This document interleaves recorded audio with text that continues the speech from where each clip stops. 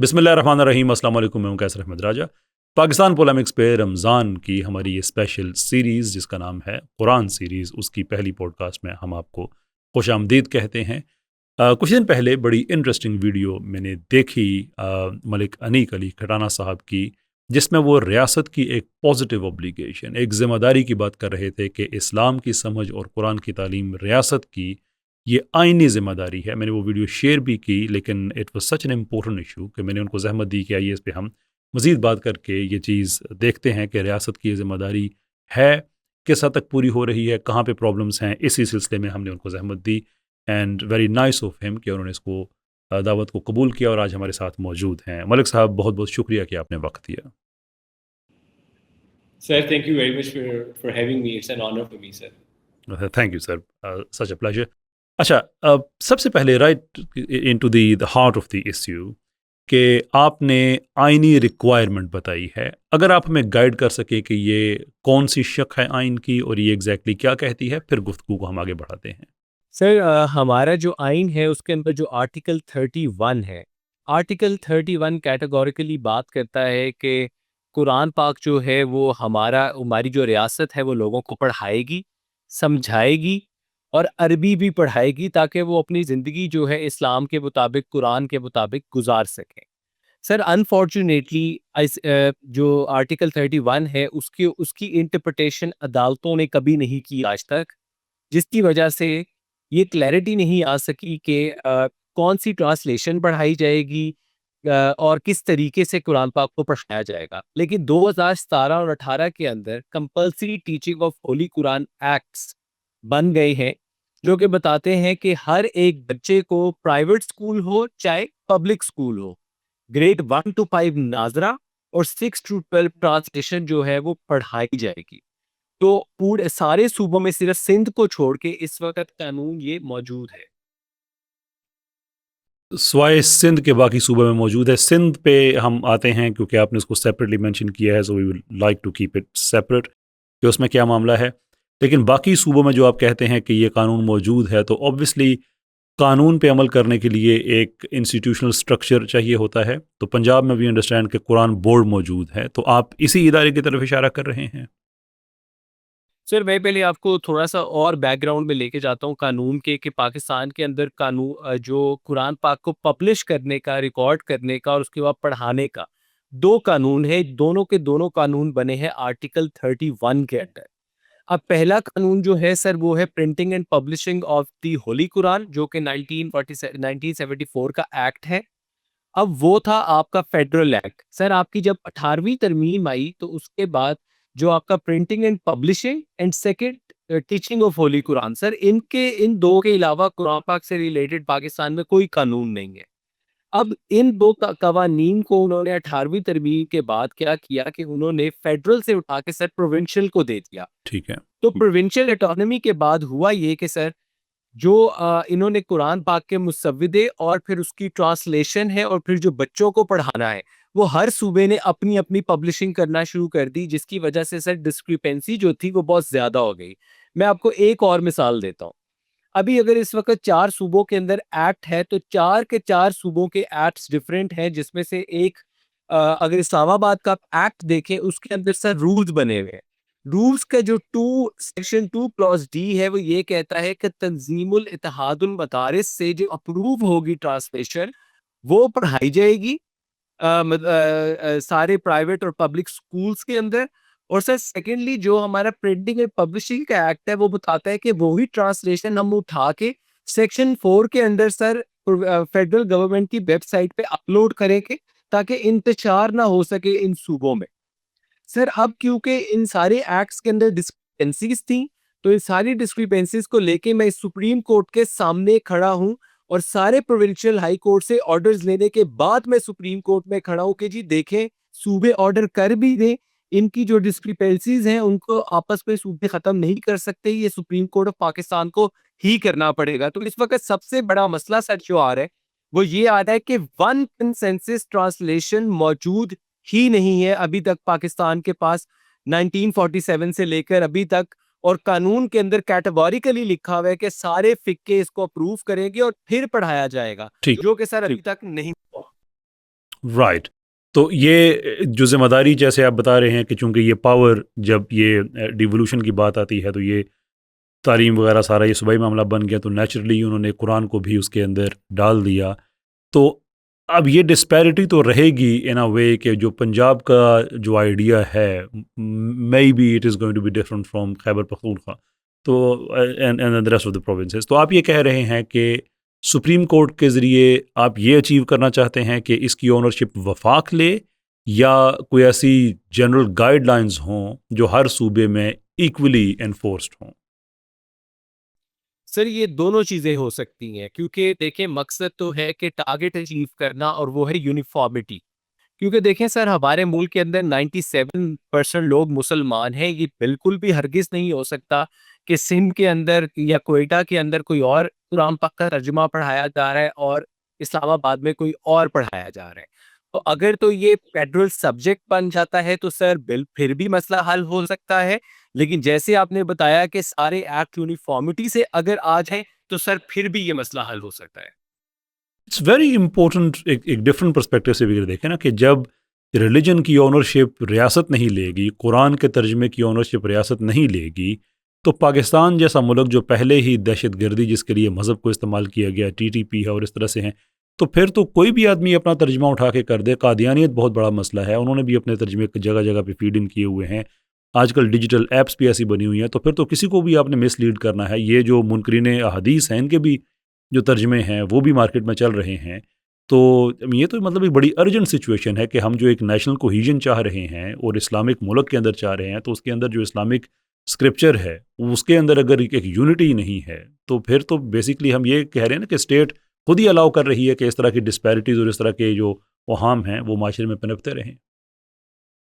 Sir आपने बहुत खूबसूरत बात की है। मेरे ख्याल से आपने 2 चीज़ों को हाइलाइट किया है। मैं पहले एड्रेस करना चाहूँगा सर, आपने जो बात की है कि जो इस वक़्त हमारे सर जो डिस्पैरिटी है, उस डिस्पैरिटी को जो रिज़ॉल्व करना है वो इस वक़्त आपकी फेडरल गवर्नमेंट ने करना है। क्योंकि सर सूबे जो उनसे हैं, अगर मैं आपको मिसाल देता हूँ, जो पंजाब सूबा है, पंजाब के अंदर जो इस वक़्त प्रिंटिंग एंड पब्लिशिंग का एक्ट है, वो ये कहता है कि हम ऑनलाइन कुरान पाक को भी गार्ड करेंगे। लेकिन सर जब आप बाकी एक्ट्स देखते हैं तो वो साइलेंट है इसके बारे में। अगर इससे हम सर एक मिनट के लिए आगे चलते हैं, और ये मैंने अपनी पिटीशन के अंदर सुप्रीम कोर्ट में भी सर लिखा है और साथ एक लेटर भी लगा है। सर देखें आज के दौर में जेनज़ी ने, अगर यंग जनरेशन ने, या इवन आपने और मैंने भी सर कुरान पाक पढ़ना हो तो मेजॉरिटी इस वक़्त फ़ोन पे अपना कुरान पाक पढ़ती है। दुरुस्त। सही है सर? अब फ़ोन पे रेगुलेट जो कानून है वो पाकिस्तान के अंदर सिर्फ़ पंजाब में हो रहा है कि ऑनलाइन अगर कोई गलत स्क्रिप्ट होता है, तो हम उसको गार्ड करेंगे। लेकिन बाकी सूबे इसके बारे में साइलेंट हैं, और पंजाब का ये भी बताता है कि अगर कोई गलत अपलोड करेगा तो उसको हम सज़ा भी देंगे। लेकिन बाकी सर साइलेंट है। दूसरी बात सर, इससे एक स्टेप आगे जाते हैं। सर जो इस वक़्त सारे मुस्लिम ममालिक हैं आपके ओआईसी के अंडर, ये उनकी ज़िम्मेदारी है कि वो ऑनलाइन कुरान पाक के स्क्रिप्ट को सर गार्ड करें। पहले स्क्रिप्ट है सर, फिर है ट्रांसलेशन। सर ये आपको सुन के बहुत हैरानगी होगी, मैंने पर्सनली खुद ओआईसी को लेटर भी लिखा है कि ओआईसी मुस्लिम ममालिक के अंदर इन 52 मुल्कों के अंदर इस वक़्त एक भी ऐसा अदारा नहीं है जो ऑनलाइन कुरान पाक के स्क्रिप्ट को गार्ड करता हो। तो सर ये पाकिस्तान की भी ज़िम्मेदारी है, ये सारी मुस्लिम उम्मा की भी ज़िम्मेदारी है। ये और आई थिंक पाकिस्तान इसमें लीडरशिप ले सकता है कि अगर अपने मुल्क की हद तक वो अगर इस तरह से स्टैंडर्डाइज कर दे। ऑब्वियसली मैं जो सेफ गार्डिंग की बात है, मैं ट्रांसलेशन की बात नहीं कर रहा, क्योंकि उर्दू ट्रांसलेशन जो है वो हर जगह तो नहीं होगी, तो दैट्स फेयर इनफ। तो बहरहाल एक मॉडल तो क्रिएट करके पाकिस्तान उसमें दे सकता है। अच्छा, पंजाब में जैसे मैंने आगे अर्ज़ किया कि कुरान बोर्ड मौजूद है and lot of things can be achieved through the board. KP और बलोचिस्तान, वहाँ पे हमारे बोर्ड मौजूद हैं।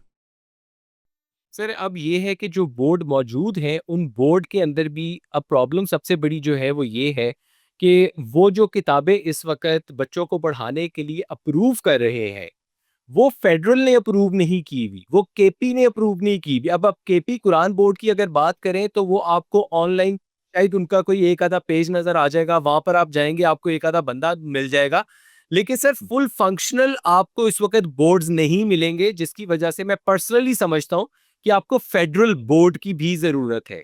और ये सारा कुछ सर 18वीं तरमीम के बाद ही हुआ है। और सर एक चीज़ जो बहुत ज़रूरी है मेंशन करना वो ये है कि कुरान पाक का कंसेंसस से एक तर्जुमा होगा सर, ये मेरी और आपकी ख्वाहिश नहीं है, ये कानून की मंशा है। और इन्होंने क्लियरली पार्लियामेंट ने कानून को पास करके ये कह दिया है कि अब जो स्कूल्स के अंदर, चाहे वो बलोचिस्तान हो, चाहे सिंध हो, चाहे इस्लामाबाद हो, चाहे पंजाब हो, बिल्कुल भी डिस्क्रिपेंसी बर्दाश्त इसलिए नहीं की जा सकती सर, ये फिरकों में इंतशार होगा अगर ये कंसेंसस वाली ट्रांसलेशन ना पढ़ाई जाए। बिल्कुल। तो जिसकी वजह से सर जो हम अदालत के अंदर खड़े हुआ हूं, जो मैं 5 साल में सारे सूबों में जंग लड़ रहा हूँ, सुप्रीम कोर्ट में और अब फेडरल कॉन्स्टिट्यूशन कोर्ट में जो जंग लड़ रहा हूँ, वो किसी फिक्के की जंग नहीं है सर। वो जी जी किसी बिल्कुल। किसी भी एक स्पेसिफिक रिलीजन के एस्पेक्ट को उठाने की जंग नहीं है सर। वो एग्जैक्टली आर्टिकल 31 उसके नीचे जो आपने compulsory teaching of holy Quran act और उसके नीचे जो रूल्स बनाए हैं आपने 2D, उसमें क्लैरिफिकेशन से आपने लिखा है कि इत्तेहादुल तंजीमुल मदारिस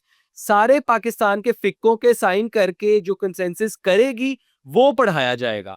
तो सर जो कानून में लिखा हुआ है 1947 से लेकर अभी तक सर, वो मैं उसको पूरा करने की कोशिश कर रहा हूं और किसी भी हम रिलीजन के कोई भी फिक्का की स्पेसिफिक ट्रांसलेशन को अप्रूव करने के बिल्कुल भी हक में नहीं है। और एक चीज और क्लैरिटी दे दूं सर मैं आपको, हमारी पटिशन और जो ये कानून है ये बिल्कुल भी नहीं रोकता किसी को कि वो जो इस वक्त मार्केट में मौजूद है ट्रांसलेशंस वो उनको ना पढ़े सर, क्योंकि आर्टिकल 20 इजाजत देता है उनको कि आप करें। लेकिन इस पे सर एक सर बड़ी माजरत में थोड़ा सा मैं यहाँ पे इंटरप्ट करना चाहूँगा, क्योंकि वो एक डिफरेंट टॉपिक है, उसको मैंने सेपरेट मैं एड्रेस करना चाहता हूँ।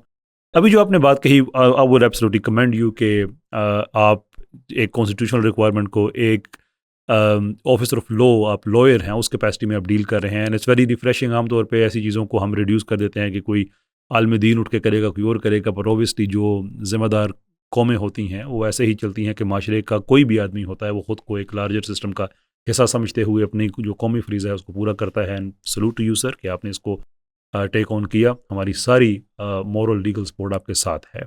Before we go to the, जो आपने प्राइवेट वाला कहा, हमारी वो सिंध वाली बात रह गई थी कि आपने कहा कि सिंध के अलावा बाकी 3 सूबों में तो आपने एनालाइज कर दिया कि वहाँ के काम क्या हो रहा है और क्या नहीं हो रहा है, यानी कि गैप्स भी आइडेंटिफाई हो गए और जो सर्विस की डिलीवरेंस है वो भी आइडेंटिफाई हो गई। व्हाट अबाउट सिंध, उसमें क्या डिफरेंट है बाकी सूबों की निस्बत? सर अगर आप मुझे इजाजत दें तो मैं 2020 से आपको अपनी जर्नी बताता हूँ तो प्लीज। क्लैरिफाई हो जाएगा कि सिंध में क्यों। सर सबसे पहले हम गए सर पंजाब में, लाहौर हाई कोर्ट के अंदर केस फाइल किया।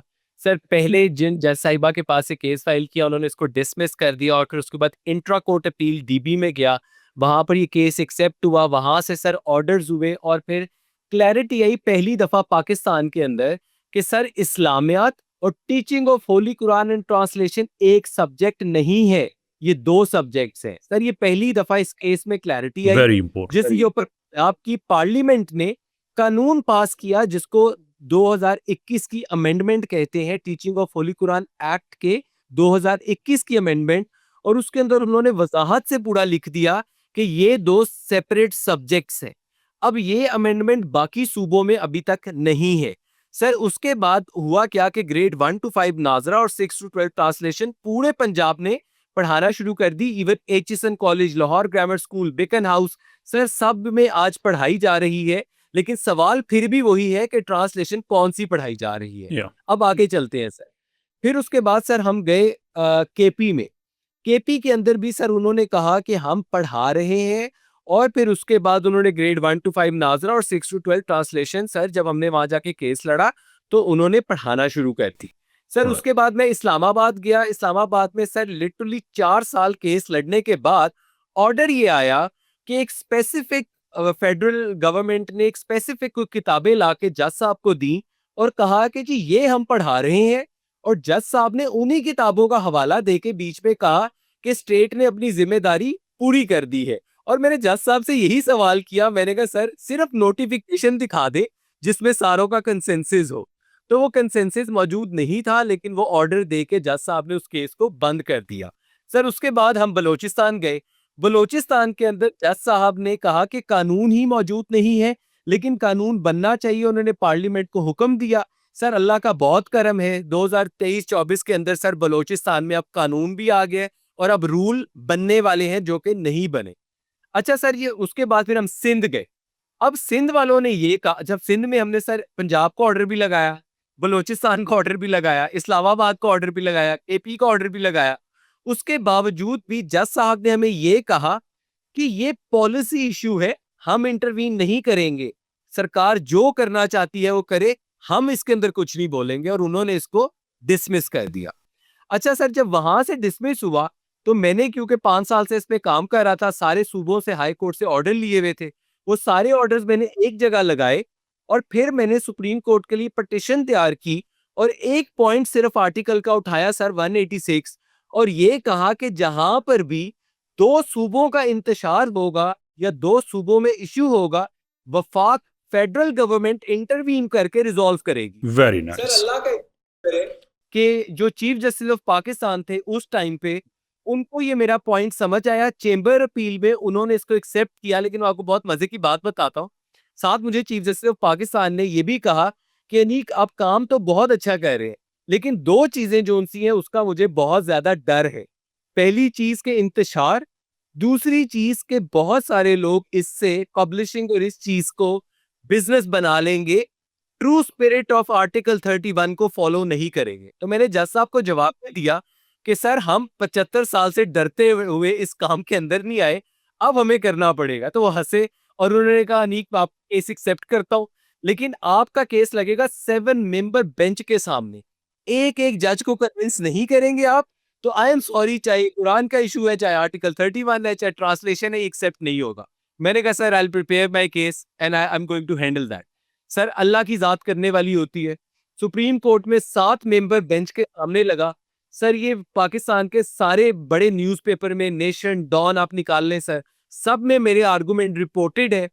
सर तकरीबन 20 मिनट आर्गुमेंट हुए, 7 के 7 जजेस को कन्विंस किया और कानून से जवाब दिया, और सर वो हैरान हो गए देख के कि जब से पाकिस्तान बना हुआ आर्टिकल 31 भी मौजूद है, एक्ट भी मौजूद है, रूल्स भी मौजूद है, इत्तेहाद तंजीमुल मजारित भी मौजूद है, फिर इन्होंने इनकी जिम्मेदारी पूरी भी करनी है, और हमारे बच्चों के पास जो कुरान पाक का तर्जुमा जाना है, अगर वो ना पहुंचे तो ये सारे का सारा कानून जो उनसे ये लॉक हो सकता है। तो सर उन्होंने फिर उसके बाद सूबों को जो उनसे वो नोटिस किए। अल्लाह का शुक्र है सर कि attorney general Pakistan, advocate general Pakistan, ministries सारे कोर्ट में आए। लेकिन सर कोर्ट में आने के बाद, क्योंकि मैं 5 साल से जंग लड़ा था, तो मुझे पता था उन्होंने जवाब क्या देने हैं। तो बलोचिस्तान ने आके जवाब दिया जी हम पढ़ा रहे हैं, इस्लामाबाद ने जवाब दिया हम पढ़ा रहे हैं, पंजाब ने जवाब दिया हम पढ़ा रहे हैं, एपी ने जवाब दिया हम पढ़ा रहे हैं, और सर सिंध जो सा था उसने बड़ी अक्लमंदी की, वो चुप रहे। तो मैंने जज साहब को सिर्फ एक सवाल किया, मैंने कहा जज साहब मान लेते हैं इनकी बात, ये पढ़ा रहे, इनको कहें इनको पढ़ाने से पहले मुत्तफिका तर्जुमे का नोटिफिकेशन करना है, वो मुझे दिखा दे और आपको भी दिखा दे बस। सर वहां से उनको समझ आ गई कि ये यहाँ पर झूठ भी नहीं चल सकता, नोटिफिकेशन देना पड़ेगा।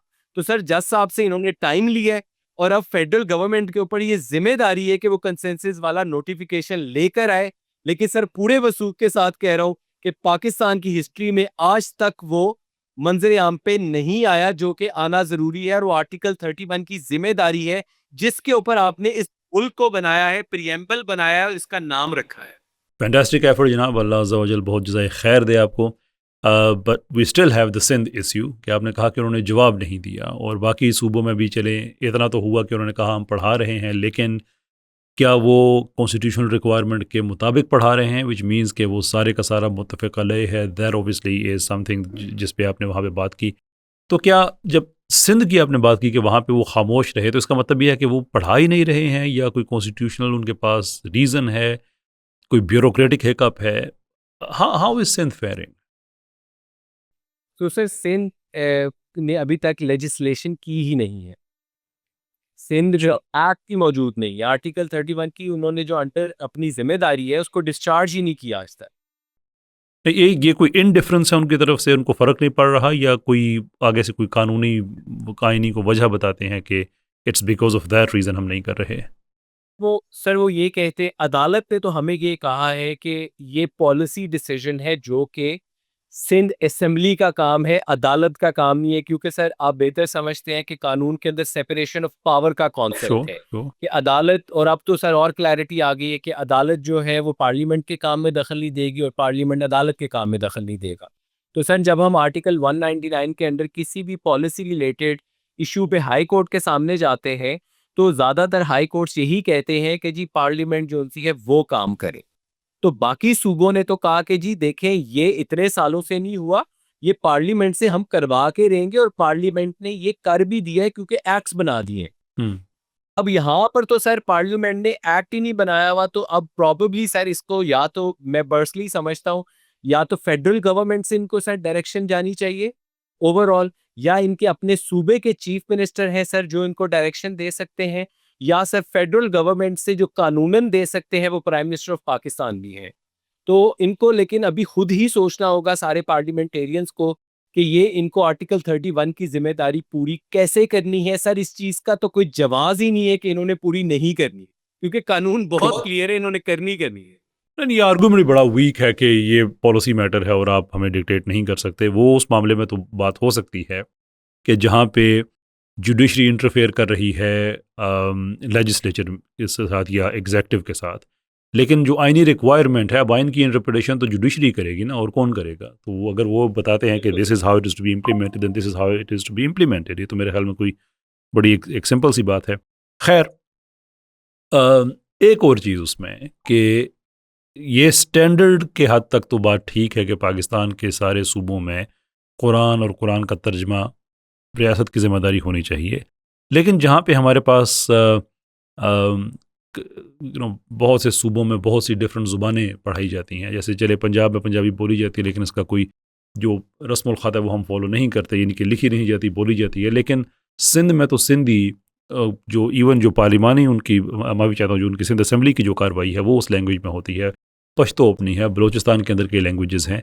तो how does the court interpret that कि वो हर लैंग्वेज के लिए एक स्टैंडर्ड होगा या ओवरऑल पूरे पाकिस्तान के लिए एक ही स्टैंडर्ड होगा जो कौमी ज़ुबान में होगा? सर ये आपने बहुत ही खूबसूरत सवाल पूछे। इस चीज़ की क्लैरिटी जब हम इस्लामाबाद हाई कोर्ट में गए, तो वहाँ पर जो डिवीज़न बेंच था उन्होंने दी, और वो कैसे दी कि सर वो जो भी किताबें थी जो फेडरल गवर्नमेंट ने उनके सामने रखी थी, मैं आपसे सर शेयर भी करूँगा, आप वो ऑर्डर भी पढ़िएगा। उसके अंदर जज साहब ने ये लिखा है कि जो फेडरल गवर्नमेंट ने हमें किताबें दी हैं, वो किताबें सिंधी में भी हैं, बलोची ज़ुबान में भी हैं, पंजाबी में भी हैं, और 1-2 और ज़ुबानों के अंदर भी शाया की गई हैं। लेकिन सर वो अब बात ये है कि उस किताबों की ऑथेंटिसिटी मैं या आप नहीं वेरीफाई कर सकते, बिकॉज़ सर मैं इस्लामिक स्कॉलर नहीं हूँ, मैं लॉयर। उसके लिए सर आपके फेडरल कुरान बोर्ड की ज़िम्मेदारी है, जिसकी वजह से मैं बार-बार इस चीज़ को रिपीट कर रहा हूँ, और आप भी सर इसको हाइलाइट किया जैसे आपने कि यूनिफ़ॉर्मिटी की ज़रूरत है। अब सर अगर इवन देखिए, अगर सिंधी किताब भी आपने पढ़ानी है, ज़ुबान पढ़ानी है, ट्रांसलेशन पढ़ानी है, तो सर पहले एक उर्दू की जब तक अप्रूव नहीं होगी, वो ट्रांसलेट नहीं हो सकती सिंधी में। तो सर दुरुस्त। ये प्राइमरी हमारे पास सोर्स ही नहीं है अभी तक। ठीक। और उसके बाद आपने बिल्कुल दुरुस्त फरमाया सर, हमारी अपनी जो इस वक़्त सूबाई ज़ुबानें हैं, उसमें अगर होता है ये, तो ही आसानी हो सकेगी हर एक बच्चे के लिए। लेकिन सर वो भी मैं समझता हूँ कि इतना इम्पोर्टेंट शायद अभी नहीं है। सबसे इम्पोर्टेंट उर्दू इसीलिए है क्योंकि सर हर सूबे का बच्चा उर्दू और अंग्रेज़ी तो ज़रूर पढ़ता है सर, ठीक है? और उसके अंदर जो है वो उर्दू को समझता भी है। तो अगर उसके कंपल्सरी उर्दू सब्जेक्ट उसके पास है और वो उसको पढ़ लेता है, तो मसले का हल निकल सकता है। लेकिन अगर इसमें हम एडवांसमेंट लाना चाहते हैं, टेक्नोलॉजी को इस्तेमाल करके पाकिस्तान ये बताना चाहता है कि हमारे इस्लाम को और जो हम आलिम हज़रात हैं वो भी बहुत आगे जा चुके हैं। तो सर उसके अंदर फिर आप 100% ठीक बात कह रहे हैं, हमें हर सूबे की ज़ुबान के अंदर ट्रांसलेशन उनको फ़राहम करना ज़रूरी है। या आई थिंक ये इसलिए भी ज़रूरी है कि मैंने आगे अलूड किया टवर्ड्स कि जो पाकिस्तान के अंदर दहशतगर्दी वगैरह आती है, नाउ वी अंडरस्टैंड कि हमारे पास इस वक्त ऑर्गेनाइज दहशतगर्दी के दो सोर्सेज हैं, जो पीछे से तो एक ही सोर्स है लेकिन आगे दो शक्लें आप कह लें, एक टीटीपी की सूरत में, एक बीएलए की सूरत में है। टीटीपी जो क्लेम करते हैं वो रिलीजियस है, इवन दो वो फॉर ऑल गुड रीजंस हम उनको ख़वारिज समझते हैं, लेकिन उनका जो क्लेम है बहरहाल उसकी प्रेमिस एक रिलीजियस है। BLA की जो प्रेमिस है वो अगरचे सेकुलर है, लेकिन ऑब्वियसली वो भी ऑपरेट करते हैं मुसलमान लोगों के अंदर। तो अगर रियासत मेन स्ट्रीम की जिम्मेदारी तो ले तो वो तो ठीक है कि उर्दू हर जगह बोली जा रही है, it's easy to monitor, easy to regulate. लेकिन अगर ये जो इलाकाई ज़ुबानें हैं कि यानी बलूचिस्तान के अंदर कई ज़ुबानें हैं ना जो बहुत छोटी हैं, ऐसे ही केपी के अंदर भी पश्तो अगरचे मेन स्ट्रीम है, लेकिन उसके अंदर भी हमें जैसे हिंद को है मिसाल के तौर पर, या हम नॉट इंटायरली श्योर किसी इलाके में अगर कोई दरी वगैरह भी बोलने वाली कम्युनिटीज़ मौजूद हैं। एट द सेम टाइम हमारे पास सेंट्रल एशिया से जो लोग आए हुए थे, उज़्बेक एंड सो फोर्थ, वो भी अगर अपनी कम्युनिटीज़ में अपनी ज़ुबानें बोलते हैं, तो वो तो छोटे छोटे ऐसे पॉकेट्स बन जाते हैं जो बहुत वनरेबिलिटी क्रिएट करते हैं कि उन कम्युनिटीज़, उन लैंग्वेजेस के अंदर क्या पढ़ाया जा रहा है रियासत को तो ऊपर पता ही नहीं होगा बिकॉज ऑफ द डिस्कनेक्ट। तो ये बात बिल्कुल आपकी ठीक है कि कम से कम इन चीज़ों को कंट्रोल करने के लिए हर ज़ुबान के ऊपर स्टैंडर्ड अगर आ जाता है रियासत का, तो एक रेगुलेटरी फ्रेमवर्क बनना उसके लिए बड़ा आसान हो जाता है। सर मैं एक चीज़ ऐड कर दूं अगर आप इजाज़त दें। जैसे आपने दो ऑर्गेनाइजेशंस का नाम लिया सर, कानून के अंडर मैं एज अ लॉयर बात करूंगा, क्योंकि मैंने आपको पहले भी बताया कि सर मैं आलिम scholar I don't have expertise in that. But since sir मैं 5 साल से इस टॉपिक पे काम कर रहा हूँ, तो अल्लाह का शुक्र है सर कि कुरान से related, printing and publishing and teaching से रिलेटेड जितना कानून है एंड आर्टिकल 31 सर मैं मुझे हिफ्ज हो गया है, मुझे याद हो गया है, मुझे खोलने माशाल्लाह। की भी जरूरत नहीं। सर ये जो दो ऑर्गेनाइजेशंस का आपने नाम लिया, with all due respect, under the law and under the law of the land, जिसके अंदर आर्टिकल 31 और हमारे एक्ट्स और हमारे रूल्स हैं, सर ये तो एग्जिस्ट भी नहीं करते। क्यों? क्योंकि सर उसकी वजह ये है कि इत्तेहादुल तंजीमुल मदारिस के अंदर जो हमारे मुल्क के फिक्काज हैं, रिकग्नाइज्ड हैं, उनके लीडरान ने सर इसको साइन करना है। मुझे नहीं लगता सर ये दो ऑर्गेनाइजेशन कहीं दूर दूर तक भी इसमें आती है, तो नहीं वो नहीं तो नहीं सर, मसला ही सर हल मैं क्लैरिफाई कर दूं। मेरे कहने का मतलब ये है कि अगर स्टैंडर्डाइजेशन नहीं होगी तो उससे अपॉर्चुनिटी होगी कि कोई भी आदमी अपने इंसिडियस डिज़ाइंस, अपने किसी भी एक्सट्रीमिस्ट माइंडसेट के लिए अपना तर्जमा लोगों को दे सकता है। मेरे कहने का ये मतलब था। बिल्कुल सर, आप ठीक कह रहे हैं। अल्लाह बहुत जज़ाए खैर दे आपको, आपने जो अपनी डोमेन में आप काम कर रहे हैं, इट इज़ फैंटास्टिक। हाउएवर आप तो एक लीगल एवेन्यू है उसको परसू कर रहे हैं, लेकिन ये एक खालिस्तन इस्लामी मामला है, तो इस्लामी ऑर्गेनाइजेशंस पाकिस्तान में बहुत ज़्यादा मौजूद हैं। रियासती इदारे भी हैं, इस्लामी नज़रियाती काउंसिल भी है, फेडरल शरिया कोर्ट भी है जो गवर्नमेंट की पॉलिसीज़ पे तो रूलिंग दे सकती है अपनी। एट द सेम टाइम हमारे पास बहुत बड़े बड़े मदारिस भी हैं। तो इन इदारों से रियासती और जो निजी इदारे हैं, यानी कि जो प्राइवेटली रन हो रहे हैं, और बहुत बड़े बड़े जेद इदारे हैं जो कि इंटरनेशनल लेवल पे इस्लामी मामलात पे ऊपर अपनी राय देते हैं, आपको क्या एक्सपेक्टेशंस हैं इनसे? सर देखिए ये जो इंटायरली काम करना है वो तो इन्हीं की ही डोमेन में आता है। तो मैं तो सर एक लॉयर हूँ और मैं लीगल एस्पेक्ट से जो चीफ जस्टिस ऑफ पाकिस्तान को समझा सकता हूँ वो मैं करने की कोशिश कर रहा हूँ। लेकिन sir end of the day जो कंसेंसस से ट्रांसलेशन आएगी सर, वो इनके बगैर हम नहीं कर सकते। जब तक ये सारे लोग इकट्ठे बैठ के इसको अप्रूव नहीं करेंगे सर, हम इस मिशन को अचीव नहीं कर सकते। सर सबसे इम्पोर्टेंट चीज़ ये है कि जज साहब, मैं, आपकी फेडरल गवर्नमेंट, आपकी प्रोविंशियल गवर्नमेंट, सर कोई स्कॉलर्स नहीं है जो इस वक्त हम कोर्ट के अंदर है और जज साहब को एक्सप्लेन करने की कोशिश कर रहे हैं। तो इस चीज़ की भी बड़ी ज़रूरत है कि जब हमारी कोर्ट हेयरिंग्स होती हैं तो उसके अंदर भी अगर स्कॉलर्स आए वो जज साहब को भी इनलाइटन करें इस चीज़ के ऊपर कि हम इसको कैसे बेहतर कर सकते हैं। क्योंकि सर प्रिसाइजली पिछले 6 साल से जो मैं इसके ऊपर काम कर रहा हूँ, मुझे रियलाइज ही हुआ है कि सर ये सिर्फ आपका, मेरा, किसी एक पाकिस्तानी का मसला नहीं है। ये सर दुरुस्त। पाकिस्तान का, एंड सेकेंडली पूरी मुस्लिम उम्मा का मसला है। क्योंकि जैसे मैंने सर आपको पहले भी कहा कि हमारे इस्लामिक स्कॉलर्स को अब जो ऑनलाइन कुरान पाक का स्क्रिप्ट है सर, उसको रेगुलेट करने के लिए भी कवानीन को बेहतर करने की ज़रूरत है। और वो सिर्फ पाकिस्तान की हद तक नहीं सर, वो सारे मुस्लिम ममालिक की हद तक। ज़बरदस्त। तो यानी सर ये अपना बहुत बड़ा है। तो मतलब अगर मिसाल के तौर पे जो बहुत बड़े हमारे मदारिस हैं, अगर वो एक कोई डेडिकेटेड पर्सन वहाँ पे ऐसा अपॉइंटेड हो कि ऑब्वियसली एज अ लॉयर आपको समटाइम्स बड़ी अर्जेंट बेसिस पे, क्विक बेसिस पे अदालत में इंफॉर्मेशन चाहिए होगी, तो अगर आपके पास एक्सेस है, 5-7 ऐसे अपॉइंटेड पर्सनस हैं डिफरेंट मदारिस के कि क्विकली आपको इन्फॉर्मेशन भी दे सकें और पॉलिसी लेवल पे आपको साथ असिस्ट भी कर सकें, डू यू थिंक आपके कॉज में सहूलत होगी? एब्सोल्युटली सर, बल्कि मैं, आपने मेरे दिल की बात की। मेरी तो बल्कि जज साहब से अभी नेक्स्ट हेयरिंग होगी तो उसपे मैंने एप्लीकेशन ही मैं इस चीज़ की फ़ाइल कर रहा हूँ कि जज साहब आप एक कमेटी बना दें, जिसके अंदर अगर मैं हूँ, क्योंकि मैं अकेले तो शायद ये चीज़ नहीं कर सकता। तो उसके अंदर अगर इस्लामिक स्कॉलर्स भी आ जाएँ, जो अरबी को समझते हैं वो लोग भी आ जाएँ, डिफरेंट सूबों से लोग भी आ जाएँ, वफ़ाक से लोग भी आ जाएँ, इत्तेहाद तंज़ीमुल मदारिस से भी लोग आ जाएँ और सारे फ़िक़्हों के अगर हेड्स भी आ जाएँ, तो sir once and for all हम आराम से बैठ के इस चीज़ को, कानून मैं समझाऊँगा, दीन वो समझाएँगे और अल्लाह ताला की मदद से हम इंशाल्लाह वो काम कर जाएँगे जो आज तक ही पाकिस्तान की हिस्ट्री में नहीं हुआ। तो सर आपने बिल्कुल ठीक कहा है, हमें ऐसी कमेटी की ज़रूरत है और इनके बगैर ये नहीं हो सकता। अच्छा मलिक साहब, एक बड़ा इम्पोर्टेंट क्वेश्चन जो मैं समझना चाह रहा हूँ। जैसे आपने कहा कि डिस्पैरिटी मौजूद है, मुख्तलिफ जो एक्ट्स हैं सूबाई लेवल पे, कॉन्स्टिट्यूशन ने उसका रास्ता भी दिया है, आपने आगे शिक भी बताई है कि वफाक वहाँ पे आएगा, लेकिन वफाक ऑब्वियसली कोई रिलीजियस स्कॉलर तो नहीं है। तो ये जो उलमा की कमेटी की आप बात कर रहे हैं, डू यू थिंक कि फेडरल लेवल पे मिसाल के तौर पे कोई स्पेशलिस्ट पार्लिमानी कमेटी ऐसी बन जाए जिसके अंदर उलमा को बतौर एक्सपर्ट्स बुलाया जाए और वहाँ से फिर जो भी एक नई एक लीगल इंस्ट्रूमेंट बनता है वो फिर कैस्केड किया जाए ऑल द वे सूबाई लेवल पे? ये मेरा लाइन ऑफ थिंकिंग ठीक है या आप समझते हैं कि ऐसे कोई बेहतर ऑप्शन भी अवेलेबल है? सर ये जो आपका लाइन ऑफ थिंकिंग है ये 101% ठीक है और मैं पूरे वसूख से इसलिए कह रहा हूँ सर, 6 साल इस केस के ऊपर पूरे पाकिस्तान में हर सूबे में काम करने के बाद अगर कोई हल है तो सर अब वो यही है कि ये सारे लोग अब बैठे सर, यूनिफॉर्मिटी से एक कानून बनाए, कंसेंसस से ट्रांसलेशन आए और फिर उसकी रेगुलेटरी बॉडी जो है सर वो फेडरल हो, ताकि आने वाले टाइम के अंदर भी जो डिस्क्रिपेंसीज आती हैं सर वो भी रिजॉल्व हो सके।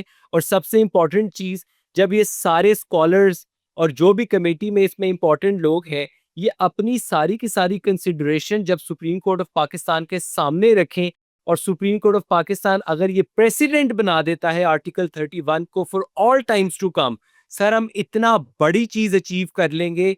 मैं सर लिटरली मैंने इस वक्त कुछ स्कॉलर से बात की और उन्होंने मुझे कहा कि यानी जो इस वक्त काम हो रहा है वो लिटरली पाकिस्तान के अंदर पिछले कई सौ सालों में, पाकिस्तान छोड़ के मुस्लिम उम्मा में भी कई सौ सालों में नहीं हुआ। तो सर आपने जैसे शुरू किया था, पाकिस्तान इसके अंदर लीड ले सकता है, लेकिन ये तभी होगा जब हम इन स्कॉलर्स के साथ, लीगल वाले लोग जो उसको समझते हैं, पार्लियामेंटेरियंस, हम बैठ के इस मसले को रिजॉल्व करें। लेकिन सर ये तभी हो सकेगा जब हम इस चीज की तरफ प्रॉपरली काम शुरू करेंगे। एब्सोल्युटली। और एक बड़ा मैं एक इम्पोर्टेंट क्वेश्चन मैं आपसे पूछना चाहता हूँ। आई एम नॉट अवेयर कि ये जो नेशनल मैकेनिज्म है वो किस तरह से काम करता है। Obviously we have some kind of implied information but nothing in terms of के हम कोई कानून स्पेसिफाई कर सकें। हमने ये इस्टेब्लिश किया कि अगर कुरान के तर्जमे की ओनरशिप स्टेट नहीं लेती है तो इसके अंदर जो वनरेबिलिटीज़ पैदा होती हैं वो ऐसी एक्सप्लॉयटेटिव हैं कि उसको दहशतगर्दी के लिए भी इस्तेमाल किया जा सकता है, फ़िरकेबाज़ी के लिए भी किया जा सकता है, नेशनल कोहेजन को हर्ट किया जा सकता है। तो ऑल ऑफ सडन ये मामला सूबाई लेवल से हट के ये नेशनल सिक्योरिटी का लगना शुरू हो जाता है। व्हाट डज़ पाकिस्तानी लॉ से कि जब नेशनल सिक्योरिटी का मामला कोई इस तरह का आता है तो क्या वो स्टेट उसको सूबों की जो स्वाबदीद है, जो डिस्क्रेशन है, उससे उठा के अपने हाथ में नहीं ले सकती? सर ये आपने बहुत प्यारा सवाल किया और उसका मैं आपको कानूनी जवाब देता हूँ सर। श्योर। सर मैंने अपना जो तालीम हासिल की है, मैंने अपना कॉलेज, यूनिवर्सिटी सर जो लॉ किया है वो मैंने इंग्लैंड से किया। सर मैंने उसके बाद इंटरनेशनल लॉ पढ़े हार्वर्ड में जो अमेरिका में है। सर अब इंग्लैंड और अमेरिका का कानून क्या कहता है इसके बारे में, कि जहाँ पर सिक्योरिटी का इश्यू आ जाएगा, कोई भी चीज, स्टेट सिक्योरिटी का कोई भी चीज जो उनसे है वो बर्दाश्त नहीं होगी। ऑफ उसको कोर्स। उस वक्त चाहे आपने कोई उस वक्त उसका रास्ता भी निकालना है, आप स्टेट सिक्योरिटी के ऊपर उसका रास्ता निकालेंगे और बिल्कुल भी कॉम्प्रोमाइज नहीं करेंगे। सर अब स्पेशली पाकिस्तान तो आपको पता है कि हम तो है ही एक सिक्योरिटी स्टेट। हमारे मुल्क के इर्द गिर्द जो इस वक्त इश्यूज हैं वो सारे के सारे इंटरलिंक्ड है सर हमारे बिल्कुल। रिलीजन के साथ। और जब इसके अंदर डिस्ट्रॉशन आती है तो सर आप देखते हैं एक फिक्का दूसरे के साथ कुछ ना कुछ ऐसी हरकत करता है किसी सूबे के अंदर। या तो सर ये तो बात अब शुरू हो रही है, हमारे बच्चों तक अब आ चुकी है, हमारे स्कूल्स के अंदर बच्चों को पढ़ाया जाएगा। और सर अगर क्वेटा के अंदर एक इंतशार पैदा होता है, कोई और चीज पढ़ाई जा रही है और पंजाब में कोई और पढ़ाई जा रही है, और वही बच्चे जब बड़े होते हैं ये पार्लियामेंट में आते हैं, तो सर ये दीन का मजाक भी बनेगा, और दूसरा सबसे बड़ी बात, ये ऐसा इंतशार होगा जो कि हमारा सिक्योरिटी इशू होगा, विच इज़ वाई जैसे मैंने आपको बताया कि इंग्लिश, अमेरिकन, पाकिस्तानी कानून में और दुनिया के हर कानून में जहां पर स्टेट के सिक्योरिटी की बात आ जाती है sir, no compromise, so we'll have to fix it very soon. Absolutely sir. अच्छा, बस मेरे आखिरी दो सवाल हैं। एक ये आगे आप एक बात कर रहे थे तो मैंने आपको रोक के कहा था कि हम सेपरेट उस पे आएंगे। You were saying something among the lines कि ये जो एक नेशनल स्टैंडर्डाइज्ड ट्रांसलेशन है, दिस इज़ नॉट टू से कि आप अपनी जो प्राइवेट आपकी महफिलें हैं या जो प्राइवेट आपके हैं उसमें आप अपने कोई आलम दीन जो आपको अच्छे लगता है उसका तर्जमा नहीं पढ़ा सकते। I don't remember the material words but I think this is what the just of the conversation was. थोड़ा सा इस पे एलैबोरेट कीजिएगा। नहीं सर, आप रिपीट करेंगे सर, मुझे आपका क्वेश्चन समझ नहीं आया। आई थिंक आप कुछ कह रहे थे तो उस वक्त मैंने आपकी बात काट दी थी कि हम एक और टॉपिक पे बात कर रहे थे कि जी, जा रहा था वो ये है कि जो आपके इस वक्त स्टेट की जिम्मेदारी है आर्टिकल 31 के अंदर, और जो इस वक्त इस्लामाबाद के आपके teaching compulsory teaching of holy Quran act के नीचे रूल्स बने हैं, उसका सेक्शन क्लॉज 2D ये कहता है कि इत्तेहादुल तंजीमुल मदारिस अप्रूव करेगा सारे फिक्कों से वो वाला तर्जुमा पढ़ाया जाएगा।